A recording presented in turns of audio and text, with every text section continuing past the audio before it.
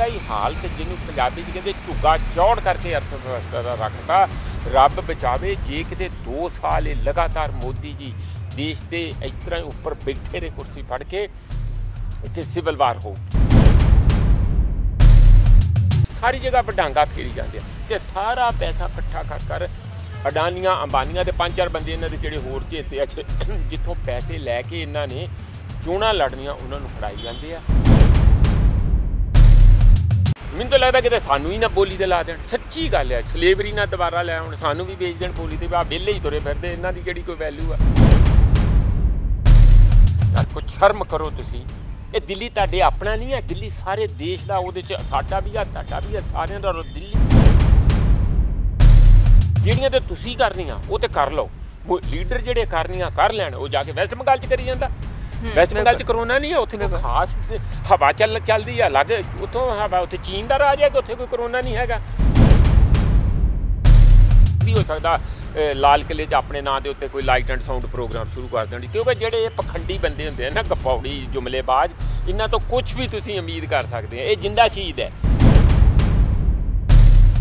Vision Punjab TV ਦੇ ਸਾਰੇ ਦਰਸ਼ਕਾਂ ਦਾ ਸਵਾਗਤ ਹੈ। ਮੈਂ ਕੌਮਿਤਾ ਮਿਨਹਾਸ ਤੇ ਅੱਜ ਇੱਕ ਵਾਰ ਫਿਰ ਹਾਜ਼ਰ ਹੋਏ ਹਾਂ। ਅੱਜ ਦੇ ਕੁਝ ਅਹਿਮ ਮੁੱਦਿਆਂ ਤੇ ਵਿਚਾਰ ਚਰਚਾ ਕਰਾਂਗੇ। ਵਿਚਾਰ ਚਰਚਾ ਲਈ ਸਾਡੇ ਨਾਲ ਇਸ ਵੇਲੇ ਨੇ ਮਾਹਿਰ ਮਹਿਮਾਨ ਪ੍ਰੋਫੈਸਰ ਮਨਜੀਤ ਸਿੰਘ ਜੀ।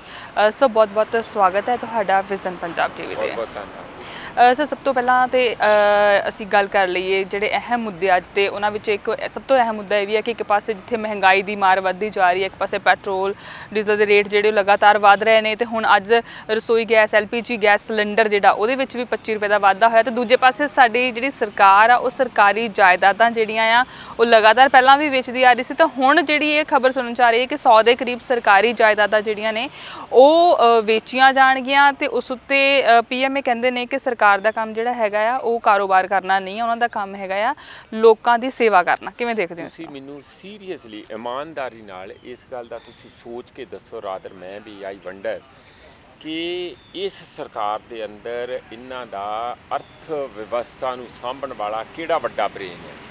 ਆ ਜਿਹੜੀ ਮੈਡਮ ਹੈਗੀ ਹੈ ਇਹਦੇ 'ਚ ਫਾਈਨੈਂਸ ਮਿਨਿਸਟਰ, ਉਹਨੂੰ ਤਾਂ ਕੁਛ ਇਸ ਗੱਲ ਦਾ ਬਹੁਤਾ ਪਤਾ ਨਹੀਂ। ਉਹ ਤਾਂ ਬਿਆਨ ਦੇ ਸਕਦੀ ਜਿਸ ਤਰ੍ਹਾਂ ਮੋਦੀ ਜੀ ਕਹਿਣ, ਵੱਧ ਚੜ੍ਹ ਕੇ ਧੜੱਲੇਦਾਰ ਬਿਆਨ ਦੇ ਸਕਦੀ ਹੈ ਸੀਤਾਰਮਨ।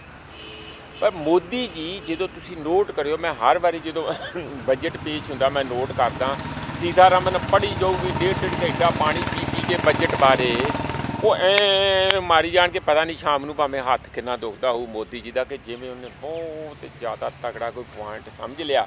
ਔਰ ਹੁਣ ਸਾਡਾ ਦੇਸ਼ ਜਿਹੜਾ ਅਸੀਂ ਪੂਰੀ ਵੱਡੀ ਟ੍ਰਾਜੈਕਟਰੀ 'ਤੇ ਪਾ ਕੇ, ਤੇ ਪਤਾ ਨਹੀਂ ਕਿੱਡੀ ਅਸੀਂ ਅਰਥ ਵਿਵਸਥਾ ਨੂੰ ਤਾਂ ਦਾ ਤਾਂ ਹੀ ਚੱਕ ਦੇਣਾ। ਇਸ ਤਰ੍ਹਾਂ ਨਹੀਂ ਹੁੰਦਾ। ਇਹ ਮਾਈਂਡ ਚਾਹੀਦਾ, ਜਿਹੜਾ ਇਹਨਾਂ ਦਾ ਮਾਈਂਡ ਸੈੱਟ ਕੌਮੀਤਾ ਹੈ ਹੀ ਨਹੀਂ। ਉਹ ਵਿਚਾਰੀ ਬਜਟ ਪੇਸ਼ ਕਰਕੇ ਜਾਂਦੀ ਹੈ, ਇੱਧਰ ਬਜਟ ਪੇਸ਼ ਹੁੰਦਾ, ਇੱਧਰ ਉਹ ਜਾ ਕੇ 6 ਮਹੀਨੇ ਦੇ ਅੰਦਰ ਅੰਦਰ ਨੱਲੀਫਾਈ ਹੋ ਜਾਂਦਾ, ਫਿਰ ਉਹਨੂੰ ਠੀਕ ਠਾਕ ਕਰਕੇ। ਪਿਛਲੀ ਵਾਰੀ ਇਹੋ ਹੀ ਹੋਇਆ, ਕਰੋਨਾ ਦੇ ਦੌਰਾਨ ਵੀ ਹੋਇਆ। ਹੁਣ ਫਿਰ ਜਿਹੜਾ ਬਜਟ ਪੇਸ਼ ਹੋਇਆ, ਇਹ ਇੱਕ ਸਮਝ ਆ ਅਰਥ ਸ਼ਾਸਤਰੀਆਂ ਦੀ ਕਿ 3% ਤੋਂ ਉੱਪਰ ਤੁਹਾਡਾ ਬਜਟ ਡੈਫੀਸ਼ੀਟ ਨਹੀਂ ਹੋਣਾ ਚਾਹੀਦਾ, ਉਹ ਘਾਟੇ ਵਾਲਾ ਨਹੀਂ ਹੋਣਾ ਚਾਹੀਦਾ।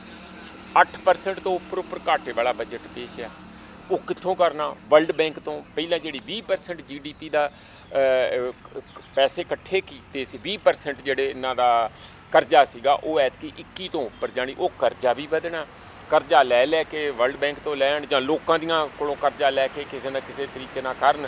ਇੱਕ ਤਾਂ ਇਹਨਾਂ ਨੇ ਕਰਜ਼ੇ ਲੈ ਕੇ ਕਰਨਾ, ਹੋਰ ਕੋਈ ਇਹਨਾਂ ਕੋਲ ਸਾਧਨ ਨਹੀਂ ਬਚਿਆ। ਇੰਡਸਟਰੀ ਪਿਛਲੇ 1 ਸਾਲ ਦੇ ਵਿੱਚ ਬਿਲਕੁਲ ਜਿਹਨੂੰ ਕਹਿੰਦੇ ਭੋਗ ਪਾਤਾ।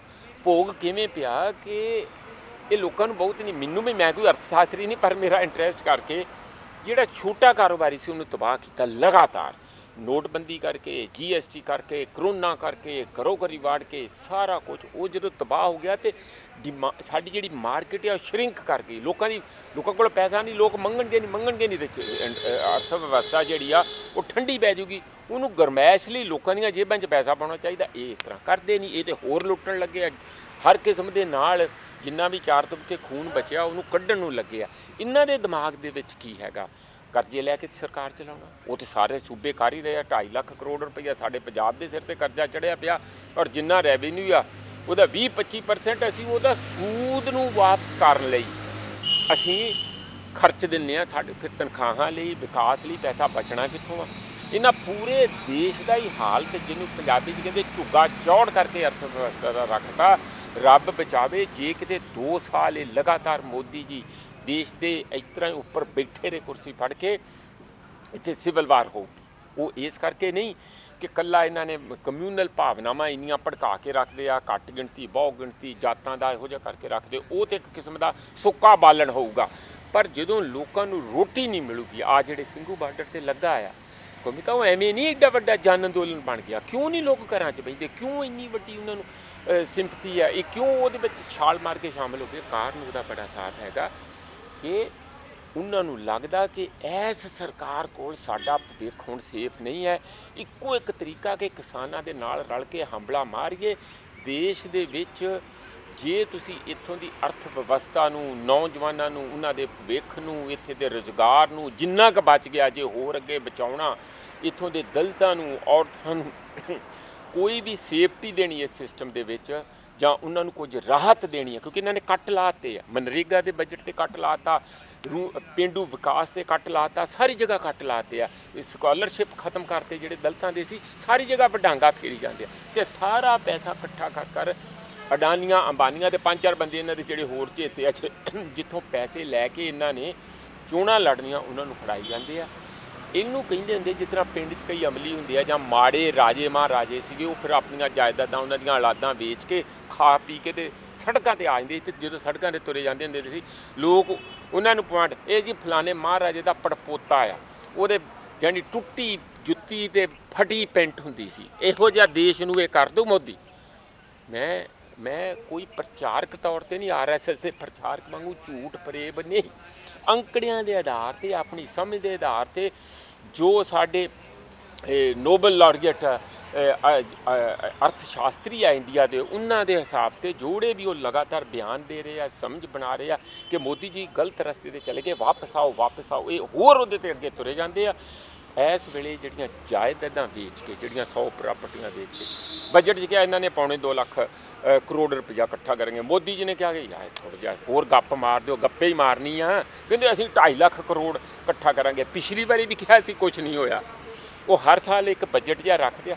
ਲੋਕਾਂ ਨੂੰ ਕਿੰਨੀ ਦੇਰ ਤੁਸੀਂ ਆਪਣੇ ਇਹਨਾਂ ਲਫ਼ਜ਼ਾਂ ਦੇ ਨਾਲ ਢਿੱਡ ਨਹੀਂ ਭਰਨਾ, ਤੁਹਾਡੇ ਵਾਅਦਿਆਂ ਨਾਲ ਢਿੱਡ ਨਹੀਂ ਭਰਨਾ। ਢਿੱਡ 'ਤੇ ਰੋਟੀ ਪਊਗੀ, ਰੁਜ਼ਗਾਰ ਮਿਲੂਗਾ, ਕੋਈ ਭਵਿੱਖ ਨੌਜਵਾਨਾਂ ਦਾ ਬਣੂਗਾ।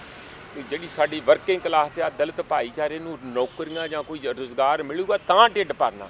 ਉਹ ਤੁਸੀਂ ਕਰਨਾ ਨਹੀਂ ਚਾਹੁੰਦੇ। ਆਪਣੇ ਮੂੰਹ ਮੀਆਂ ਮਿੱਠੂ ਕਹਿੰਦੇ ਆ ਜੀ ਦੇਖੋ ਕਿੱਡੀ ਵੱਡੀ ਮੈਂ ਪ੍ਰਧਾਨ ਮੰਤਰੀ ਰਾਹਤ ਯੋਜਨਾ ਜਿਹੜੀ ਲੈ ਕੇ ਆਇਆ 6-6 ਹਜ਼ਾਰ ਰੁਪਈਆ ਸਾਲ ਦਾ। 6,000 ਰੁਪਈਆ ਜਾਣੀ ਅੱਧਾ ਮਹੀਨਾ ਟੱਬਰ ਨਹੀਂ ਬਲਦਾ, ਅੱਧਾ ਮਹੀਨਾ 6,000 ਰੁਪਈਆ ਸਾਲ ਦਾ ਦੇਣਾ। ਕਹਿੰਦੇ ਮੈਂ ਉਹਨਾਂ ਨੂੰ ਇੰਨਾ ਸਨਮਾਨ ਦੇ ਦਿੱਤਾ, ਇੰਨੀ ਇੱਕ ਹੁਣ ਇੱਜ਼ਤ ਦੀ ਜ਼ਿੰਦਗੀ ਜੀਣਗੇ। ਸਾਲ ਦਾ 6,000 ਰੁਪਈਆ ਮੋਦੀ ਜੀ ਉਹਨਾਂ ਨੂੰ ਦੇਣਗੇ, ਸਾਡੀਆਂ ਜੇਬਾਂ ਕੱਟ ਕੇ ਟੈਕਸ ਪੇਅਰ ਦਾ। ਇਹ ਨਹੀਂ ਕਿ ਉਹਨਾਂ ਨੂੰ ਰੁਜ਼ਗਾਰ ਦੇ ਦਿਓ, ਉਹਨਾਂ ਨੂੰ ਜ਼ਮੀਨ ਦੇ ਦਿਓ, ਉਹਨਾਂ ਨੂੰ ਕੋਈ ਕੰਮ ਦੇ ਦਿਓ।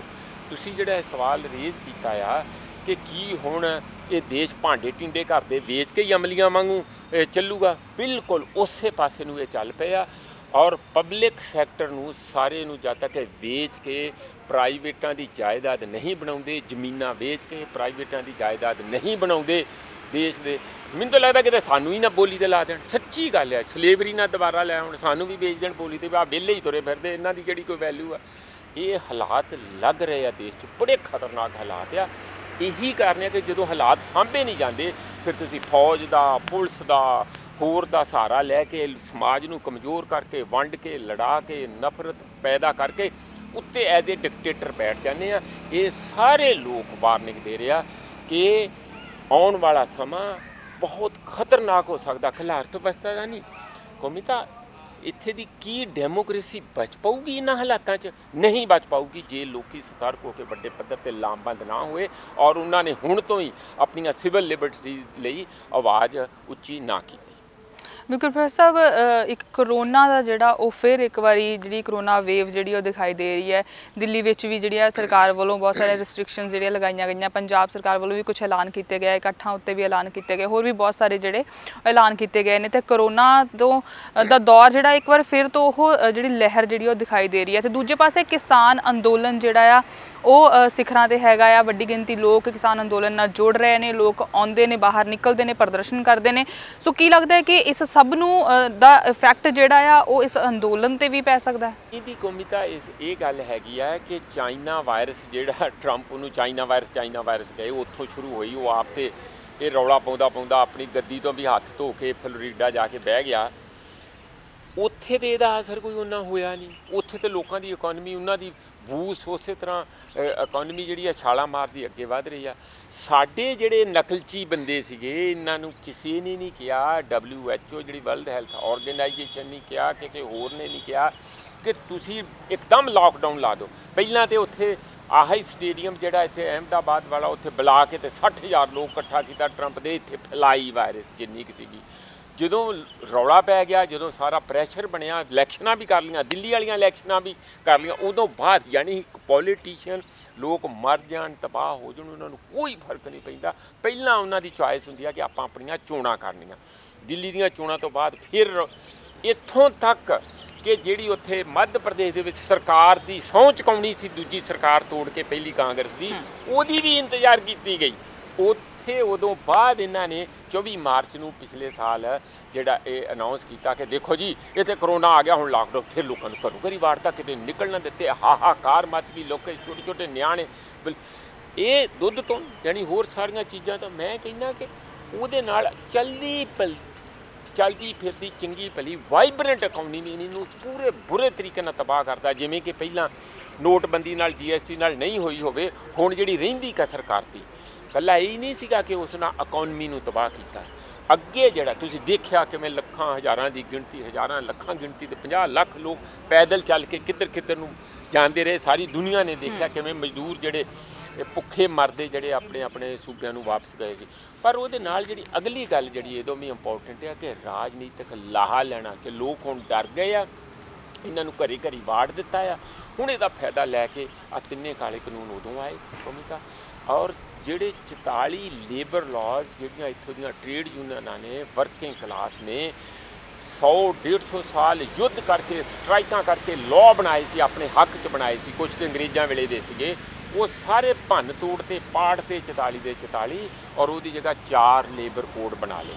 ਔਰ ਉਹ ਲੇਬਰ ਕੋਡ ਪ੍ਰੋ ਕਾਰਪੋਰੇਟ ਆ, ਉਹਦੇ 'ਚ ਸਾਰੇ ਹੱਕ ਹਕੂਕ ਲੇਬਰ ਦੇ ਖਤਮ ਹੋ ਗਿਆ। ਮੈਂ ਜੇ ਉਹਦੇ 'ਤੇ ਬੋਲਣ ਲੱਗਾ ਤੇ 1.5-2 ਘੰਟੇ ਉਹਦੇ 'ਤੇ ਹੀ ਬੋਲਣਾ ਪਊ।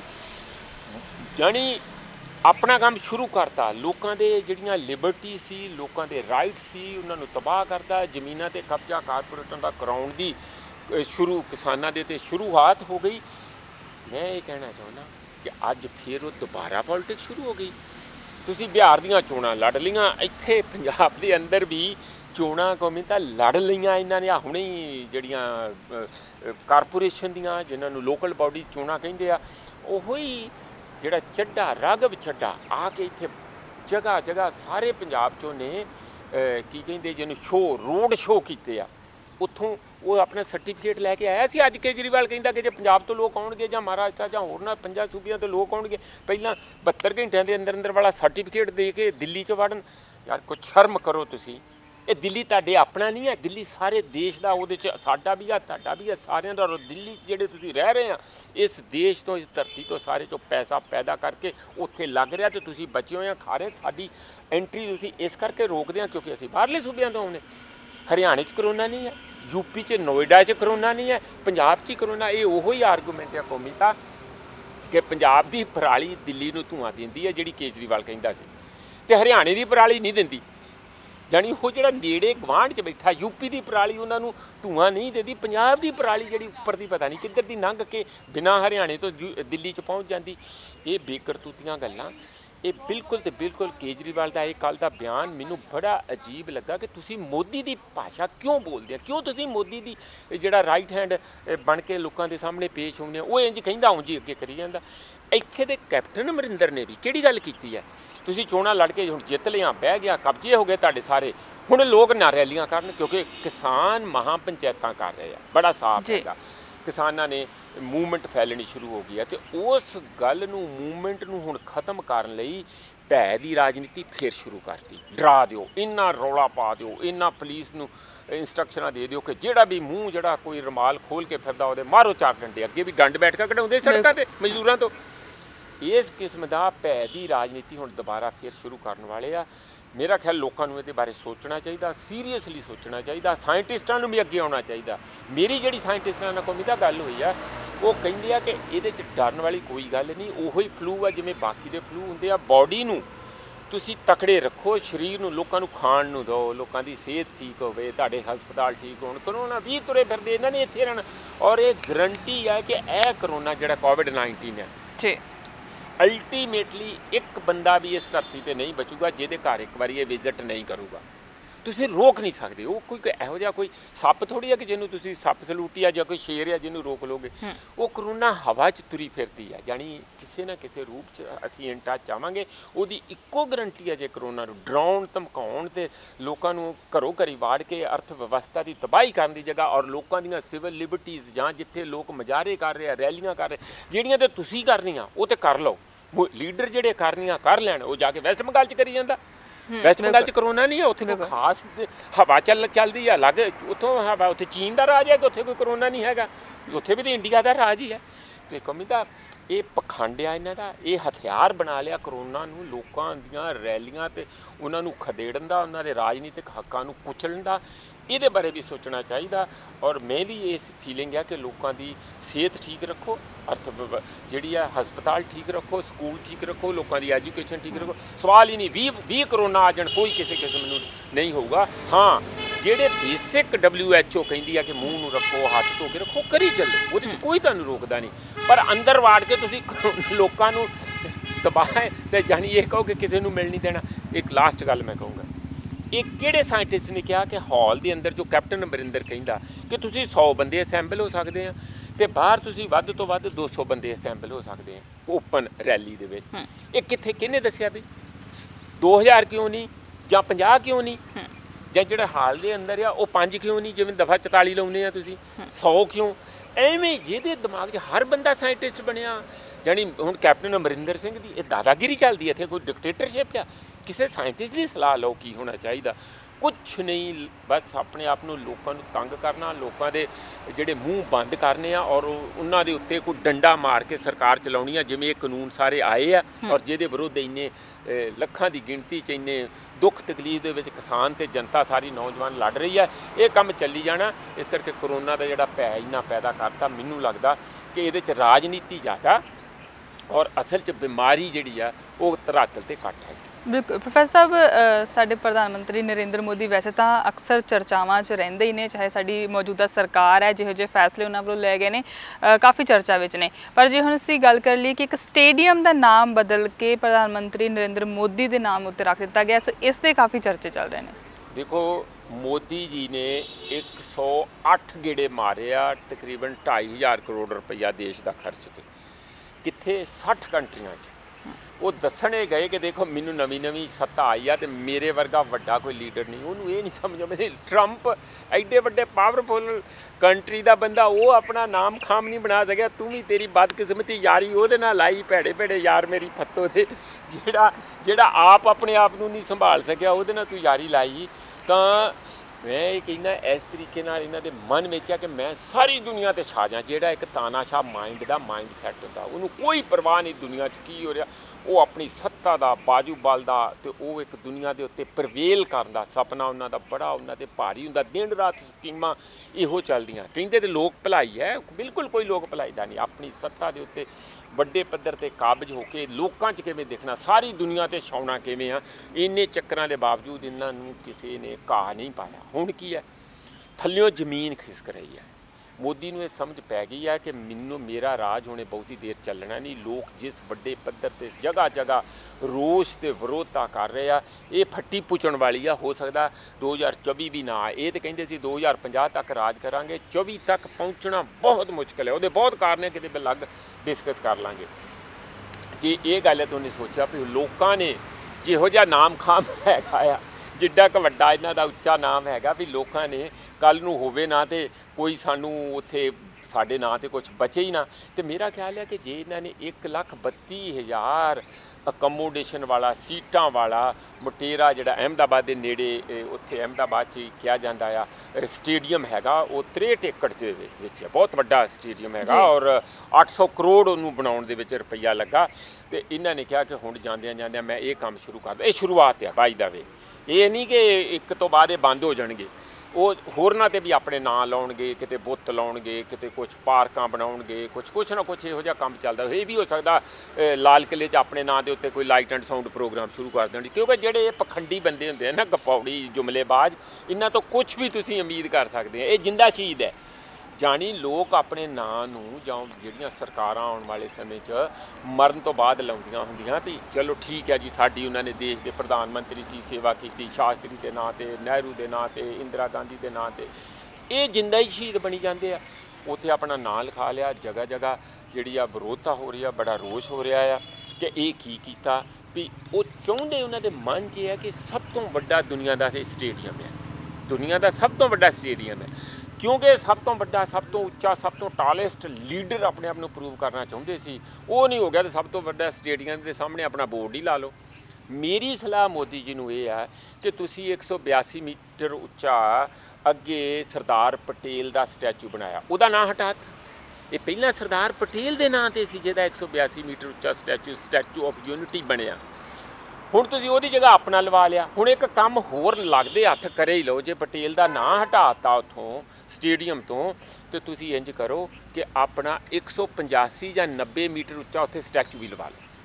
ਸਾਰੇ ਕੰਮ ਫਿਰ ਉਹ ਪਟੇਲ ਪਿੱਛੇ ਰਹਿ ਜਾਊਗਾ, ਮੋਦੀ ਅੱਗੇ ਆ ਜਾਊਗਾ, ਸਾਰੀ ਦੁਨੀਆ 'ਚ ਦਿਖੂਗਾ। ਅਤੇ ਉੱਥੇ ਹੋਰ 800 ਕਰੋੜ ਰੁਪਈਆ, ਉੱਥੇ 3000 ਕਰੋੜ ਰੁਪਈਆ ਪਟੇਲ 'ਤੇ ਲੱਗਾ, 5000 ਕਰੋੜ ਰੁਪਈਆ ਇੱਥੇ ਲਾ ਦਿਓ। ਕੋਈ ਨਹੀਂ ਹੈ ਇੰਨਾ ਪੈਸਾ, ਇੰਨਾ ਗਰੀਬ ਨਹੀਂ ਅਸੀਂ, ਬਥੇਰਾ ਤੁਸੀਂ ਸਾਡਾ ਪੈਸਾ ਵੇਸਟ ਕੀਤਾ। ਅਤੇ ਤੁਸੀਂ ਆਪਣੀ ਜੈ ਜੈਕਾਰ ਜਿੰਦੇ ਰਹਿੰਦੇ ਆਪਣੀ ਜੀਵਨ ਕਾਲ ਦੇ ਵਿੱਚ ਪ੍ਰਧਾਨ ਮੰਤਰੀ ਹੁੰਦੇ ਕਰ ਲਓ, ਜੋ ਮਨ ਮਰਜ਼ੀਆਂ ਕਰਨੀਆਂ ਕਰ ਲਓ। ਦੂਸਰੀ ਗੱਲ, ਇਹਨਾਂ ਦੇ ਬੀਜੇਪੀ ਵਾਲੇ ਕਹਿੰਦੇ ਕਿਹੜਾ ਵੱਡਾ ਕੰਮ ਕਰਦਾ, ਰਾਜੀਵ ਗਾਂਧੀ ਦੇ ਨਾਂ 'ਤੇ ਇੰਨਾ ਕੁਝ ਆ, ਨਹਿਰੂ ਮੈਮੋਰੀਅਲ ਮਿਊਜ਼ੀਅਮ ਹੈ, ਨਹਿਰੂ ਦੇ ਨਾਂ 'ਤੇ ਇੰਨਾ ਕੁਛ ਆ, ਇੰਦਰਾ ਗਾਂਧੀ ਦੇ ਨਾਂ 'ਤੇ। ਤੁਸੀਂ ਉਸੇ ਰਸਤੇ ਜਾਣਾ ਜਿਸ ਰਸਤੇ ਉਹ ਗਏ। ਉਹਨਾਂ ਦਾ ਅੰਤ ਕਿਹੋ ਜਿਹਾ ਹੋਇਆ, ਬੜਾ ਟ੍ਰੈਜਿਕ ਅੰਤ ਆ ਜੀ। ਅਤੇ ਤੁਸੀਂ ਉਸ ਕਿਸਮ ਦਾ ਹੁਣ ਉਸੇ ਪਾਸੇ ਨੂੰ ਜਾਣਾ, ਹੱਦ ਹੋ ਗਈ ਆ।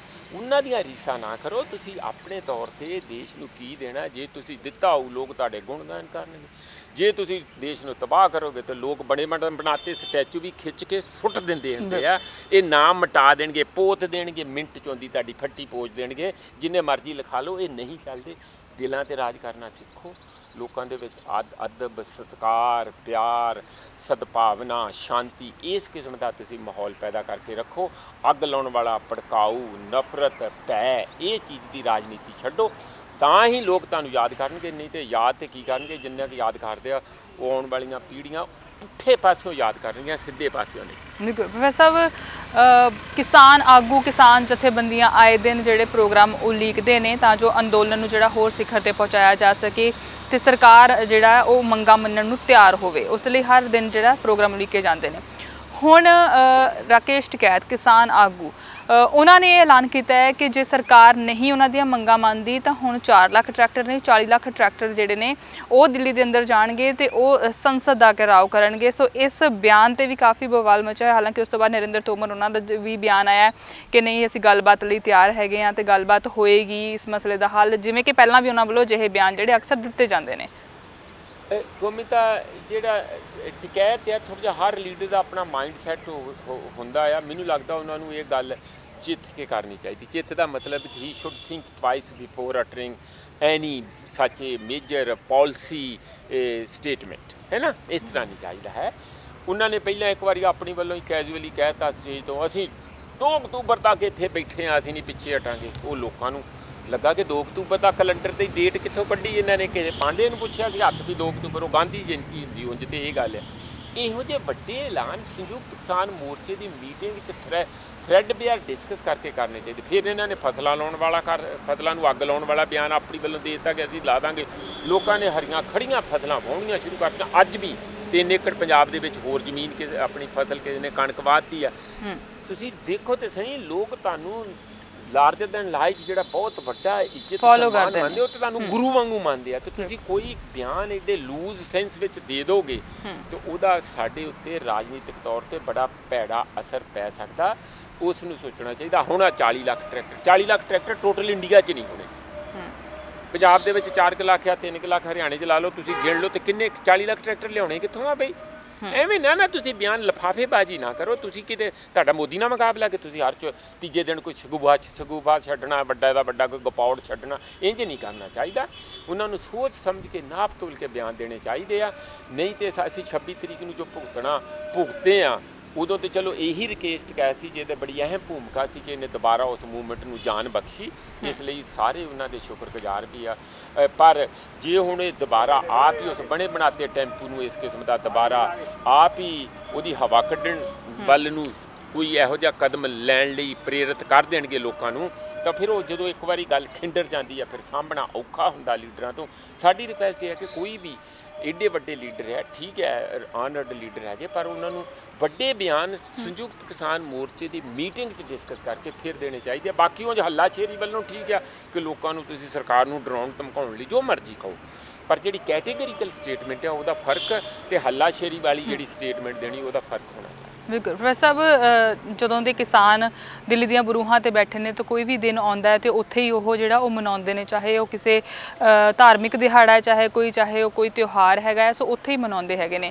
ਹੁਣ ਸ਼੍ਰੀ ਗੁਰੂ ਰਵਿਦਾਸ ਜੀ ਦਾ ਜਿਹੜਾ ਪ੍ਰਕਾਸ਼ ਦਿਹਾੜਾ ਹੈਗਾ, ਉਹ ਇੱਕ ਵਾਰ ਫਿਰ ਉਹਨਾਂ ਨੇ 27 ਤਰੀਕ ਨੂੰ ਉੱਥੇ ਮਨਾਉਣ ਦਾ ਜਿਹੜਾ ਉਹ ਐਲਾਨ ਕੀਤਾ ਹੈ। ਦੇਖੋ ਇਹ ਚੰਗੀ ਗੱਲ ਹੈ। ਸੰਯੁਕਤ ਕਿਸਾਨ ਮੋਰਚੇ ਦੇ ਪ੍ਰੋਗਰਾਮ ਹੈਗੇ ਆ।